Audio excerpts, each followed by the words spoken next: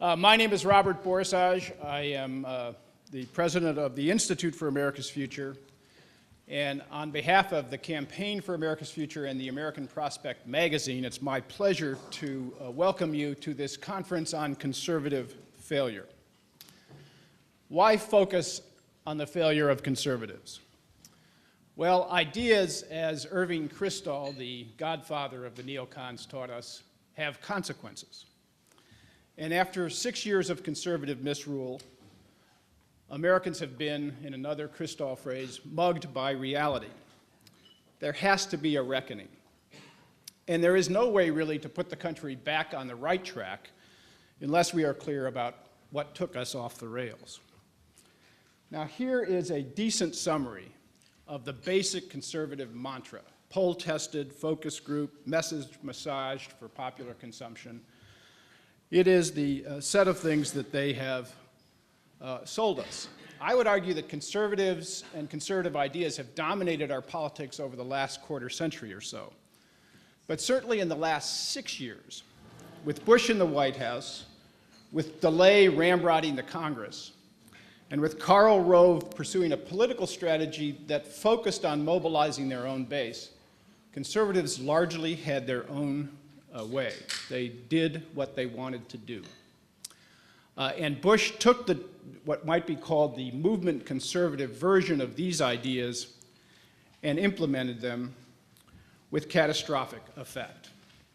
Each of the signature Bush follies and failures, Iraq, Katrina, Enron, the Gilded Age inequality, the failed effort to privatize Social Security, Shivo and stem cell, and much more, can and should be traced back directly to conservative ideas and to the conservative ideologues and think tanks that championed them. What are the causes of the failure? Now, in our debate, there's a lot of attention to cronyism and to incompetence and to corruption. Gingrich calls it the 4 C's and adds consultants as the reason for the Republican demise. I would suggest, however, if I can get out of this, that it's not just incompetence, it's not just corruption, it is actually the original conservative conception. In fact, in many ways, corruption and incompetence aren't idiosyncratic to conservatives. They are, in some ways, an integral expression of the scorn they have for government. And in fact, they often serve their purposes by helping to discredit the government that they seek to discredit. Later today, E.J. Graff will take a good look at Katrina.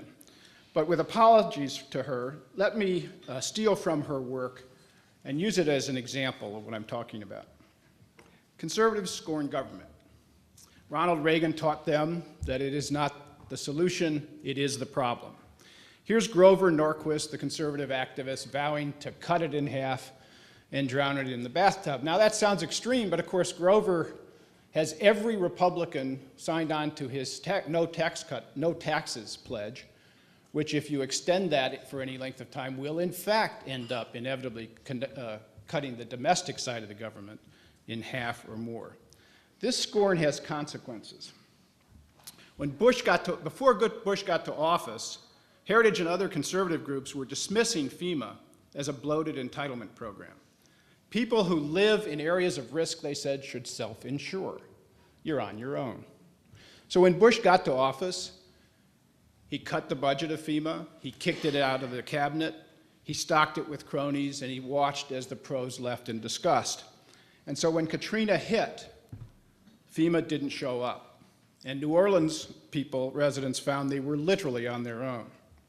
Only in the end, it wasn't government that ended up drowning. Now, we're in a different period. The vast majority of Americans are looking for a new direction. In 2006, they turned Republicans out of office in large numbers, up and down the ticket, from the most local election all the way to both houses of Congress. But this ideas realm is still very contested. This is contested terrain. Conservatives are now scrambling to escape responsibility for the Bush debacle. Tonight, in their first debate at the Ronald Reagan Library, Republican presidential candidates should be challenged not simply on how they would better manage the government, but what they would change in terms of the basic policies and ideas that guide them for the future. Now, I suspect that as a way of sort of gingerly separating themselves from Bush, you're going to see a lot of this tonight. A return to the faith, a call to go back to Ronald Reagan's brand of conservatism. Reagan, in part because of a tireless right-wing campaign, gets a pretty good press these days. He was smart enough to keep us out of a losing war. He spurned his own neoconservative advisors and negotiated with Gorbachev and helped to start the process of bringing the Cold War to an end.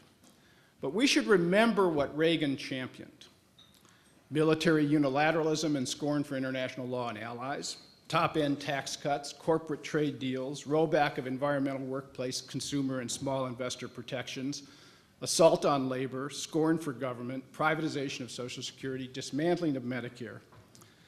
The same conservative mantra, which really Reagan helped perfect, implemented with the same calamitous effect.